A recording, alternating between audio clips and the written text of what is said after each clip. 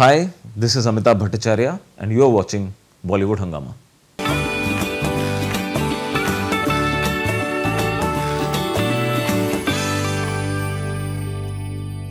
ना दूसरी चीज़ मैं आपसे एक बात ही कहना चाहूँगा, देखिए आई टोटली अग्री कि उर्दू अच्छा लगता है, लेकिन ये है कि ज़रूरी नहीं है कि हम हर जो लिरिसिस्ट है जो अगर वो सिर्फ उर्दू में ही लिखेगा तो ही वो कुछ अपने को सही तरीके से एक्सप्रेस कर पा रहा है, which I don't subscribe to at all.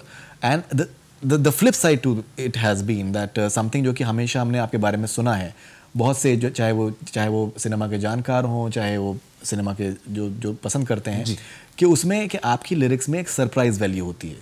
हाँ, एक कुछ आपने मतलब जो रोज़मर्रा की जिस तरीके से इमोशनल अत्याचार के जिस तरीके से आपने किया है, जो आप हुक लाइंस की आपने बात करी, कहीं ना कहीं आपने एडवर्टाइजिंग में आपने जो आपने बताया कि आपने जिंगल्स में आपने लिखा विखा, तो कहीं ना कहीं वो एक आपको एडवर्टाइजिंग का एक हुक लाइन आप जो अपने गानों को बनाने बदतमीज़ दिल हो गया जो भी है, उससे डेफिनेटली फ़र्क पड़ता है.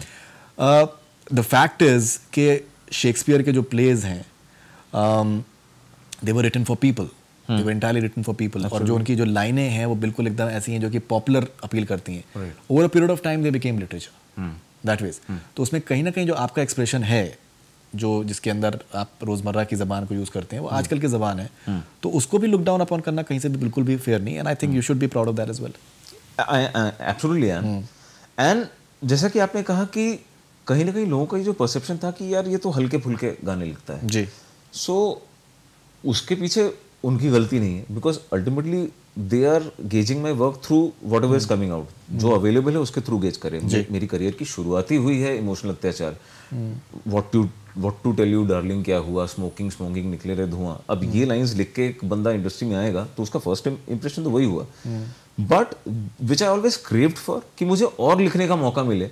And fortunately I was fortunate, मुझे वैसे प्रोजेक्ट्स मिले जिनमें कि वो रेंज मतलब कवर करने का मौका मिला. एंड कॉन्शियसली नहीं किया, वो करते वक्त I was in the moment just reacting to the song and doing my bit. But then gradually आया कि नहीं चलो ये अच्छा भी लिखता है, ऐसे भी लिखता है, ये भी लिखता है, तो वो एक अच्छा मतलब सफर. एब्सोल्युटली. एंड टॉकिंग अबाउट मतलब sorry to cut you short, but मुझे एक नेशनल अवार्ड मिला है. तो जब आप वहाँ पे जाएं तो you know there is this booklet brochure kind of thing जिसमें सारे जो जिनको अवार्ड्स मिल रहे हैं उनका नाम रहता है एंड क्यों मिल रहा है उसकी एक छोटी सी एक व्याख्या रहती है उसमें. तो मेरे उसमें व्याख्या यही थी कि आम बोलचाल की भाषा को लिरिक्स में गीत में पेश करना, ये खासियत है. तो शायद आप सही कह रहे हैं कि ये भी एक तरीके से एक तो बिल्कुल कुछ चीज़ें जो होती हैं जो कि वक्त के साथ में उनकी अहमियत सामने आती है. जैसे आपके मतलब जैसे काम है, जैसे बर्फी में जिस तरीके का आपने काम किया है, एक में और एक गाने बहुत पसंद किए जाते हैं. आई एम श्योर आप तो जानते होंगे, बर्फी में एक प्रमोशनल नंबर था, बस वो मैंने लिखा था, बाकी एल्बम का हिस्सा मैं नहीं था. वो एक फाटाफाटी करके इन लोगों ने यूट्यूब वीडियो किया था. Right, but that work like very, उसमें फीडबैक आया है. Correct, no doubt. That was I think the song that Barfi is one album I wish I was a part of it. I love that album, I love that film. तो but right, Udaan के आपने गाने लिखे हैं, no one killed Jessica के आपने गाने लिखे हैं, एंड आपने इसके आई एम के आपने गाने लिखे हैं. हाँ, इनफैक्ट उसके लिए आपको नेशनल अवार्ड जिसके लिए आपको मिला. कॉकटेल के आपने गाने लिखे हैं जो कि बहुत ज़्यादा मकबूल हुए. चिल्लर पार्टी, कॉकटेल, सब में एक गाने लिखे मैंने. अच्छा, कॉकटेल में कौन सा गाना था आपका? वो सचपुरी सबसे दैट सेकंड हैंड जवानी was my song. Second hand जवानी, ओके. एंड वैसे बाय द वे उस मतलब मौका मिला तो बता दूं, सेकंड हैंड जवानी में जैसे मैंने कहा ना कि मुझे मन करता है जो चीज़ें मुझे पसंद है वो गाने में आ जाए, मैंने हेलीकॉप्टर भी गाने में डाला है.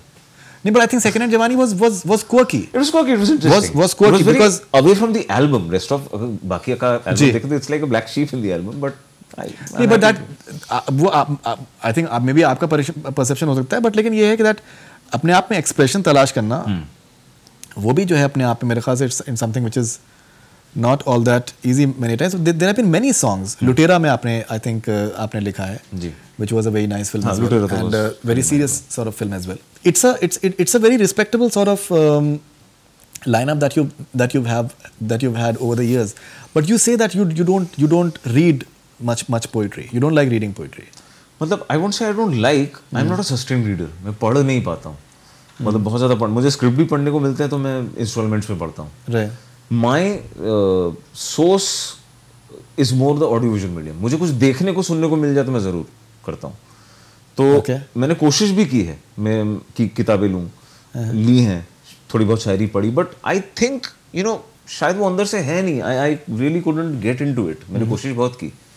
सो जो सीखा ज़्यादा मैंने जो गाने सुने उनसे ही ज़्यादा सीखा, उनसे ही ज़्यादा एक्सप्रेशन सीखा. सो लाइक आई सेड कि लिटरेचर का बैकग्राउंड एंड ये वो कुछ नहीं है मेरा. It's not at all. तो कौन से लिरिसिस्ट आपको अपील करते हैं? वो the lyricist that appeal to you? जब लिखना शुरू किया तो बहुत अपील किया जी. उससे पहले तो ये गाने तो ज़बानी बहुत याद थे एज अ सिंगर, बट कभी गौर नहीं फरमाया था उनके ऊपर. जब लिखना शुरू किया तो थोड़ा सा फिर आदमी टटोलता है कि आसपास क्या है. तो सबसे पहले तो गुलजार साहब, बिकॉज उनके एक तो गाने बहुत याद थे, एंड फिर ऐसा लगा कि अच्छा उनको मैंने पलट के देखा कि गाने लिखे कितने अच्छे हैं. बख्शी साहब की सीधी बात, कम लफ्ज़ों में करेक्ट फिल्मी गीतकारी एट इट्स बेस्ट. बख्शी साहब. साहिर साहब को उनके गाने सुने हैं. ही वॉज मेनली शायर. उनकी शायरी मैंने नहीं पढ़ी है, उनके बारे में ज़्यादा नहीं पढ़ा है, बट उनके जो गाने सुने हैं तो वो सब धीरे धीरे धीरे देन लेयर दर लेयर कुछ भी आज भी सुन लेता हूँ तो बहुत अच्छा लग जाता है कि यार ये कितना अच्छा लिखा है. How simple but how profound. No, absolutely. And of late to be honest Faridoon, अगर आप आई डोंट नो कॉन्शियसली कभी अगर आप मेरे गानों को फॉलो करें तो पिछले 2-3 साल से थोड़ा सा I have started moving towards simple writing.